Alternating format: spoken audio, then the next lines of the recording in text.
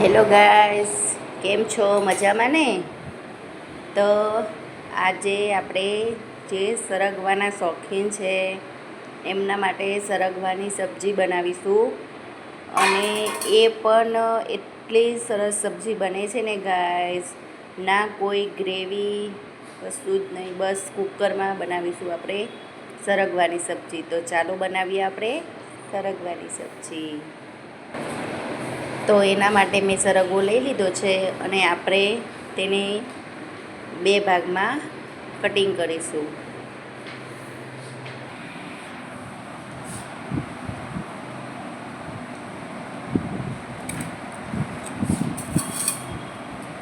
તો આપણે એને બસ ગાઈઝ આ રીતના 2 ભાગમાં 2 ટુકડા કરી લઈશું. એવી જ રીતના બધા સરગવાને આપણે 2 ભાગમાં કટિંગ કરી લઈશું. તો જુઓ, મેં આ રીતના સરસ ટુકડા કરી લીધા છે અને હું એને આવી રીતના 2 ભાગમાં કાપી લઈશ. તો જો આપણે આ રીતના બધો જ સરગવો 2 ભાગમાં કટ કરી લીધો છે અને આપણે આને સારી રીતના વોશ કરી લઈશું. હું 250 ગ્રામ સરગવો લાવી હતી ગાઈસ, અને લાવ્યા પછી પણ મેં એને વોશ કર્યો છે અને અત્યારે ફરી એકવાર સરસ રીતના વોશ કરી લઈશ. તો અહીંયા મેં નાનાવાળી છાબડી લઈ લીધી છે ગાઈસ, અને સારી રીતે વોશ કરી લઈશ.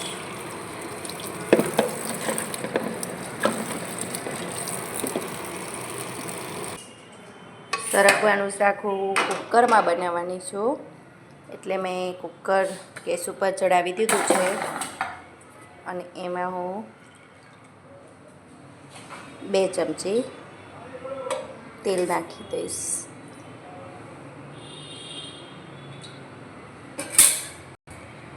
અહીંયા આપણું તેલ ગરમ થયું છે કે નહીં તે જાણવા એમાં હું થોડીક રાઈ, 1 तेजपत्ता,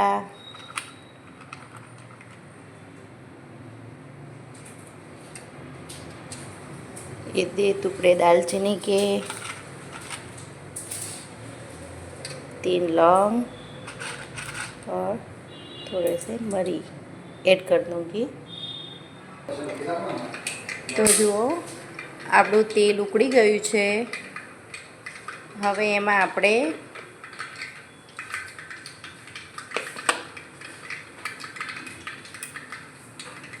શીંગાને એડ કરી દઈશ. શીંગા એડ કરશો એટલે ગાઈસ થોડું એવું તેલ ઉડશે, તો ધ્યાન રાખો. બધી શીંગોને એડ કરી દીધી છે. તો ગાઈસ કેટલું પાણી ઉડે છે.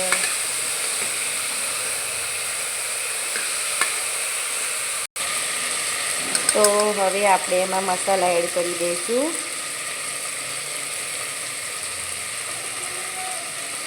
મેં અહીંયા 2 ચમચી મીઠું નાખ્યું છે. તમે સ્વાદ અનુસાર નમક નાખી શકો છો ગાઈસ.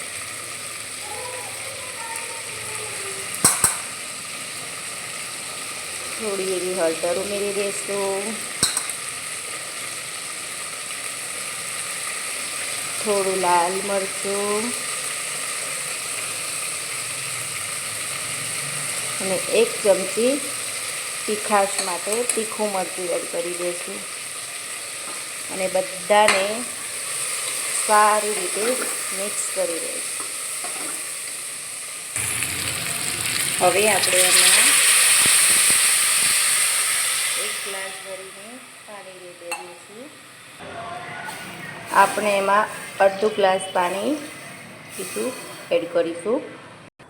અને હવે આ શાકનો ટેસ્ટ ઓર પણ વધારી દે એવું આપણે બેટર બનાવવાના છે. જેના માટે મેં અહીંયા 2 ચમચી બેસન લઈ લીધું છે.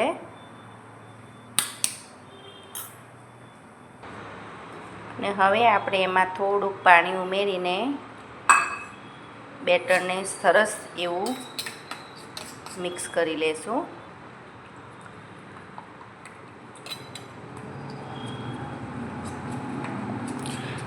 આ બેટરમાં ગાંઠા રહી જાય તો એ પણ કંઈ વાંધો નહીં ગાય. સરસ એવું સ્મૂથ બેટર આપણે રેડી કરી દઈશું. હવે આ બેટરને આપણે સિંગાની સબ્જીમાં એડ કરી દઈશું ગાઈસ.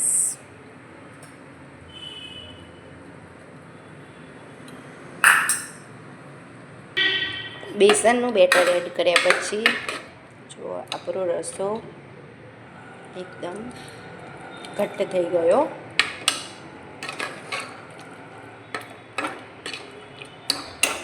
હવે આપણે આને કુકર ઉપર 2 વિસલ થવા દઈશું.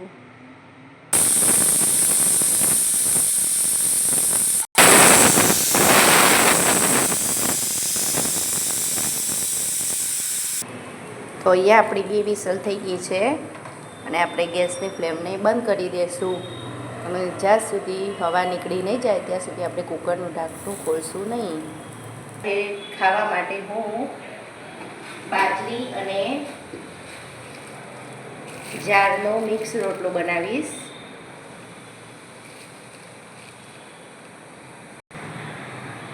થોડું એવું મીઠું નાખી દઈશું ગાઈસ.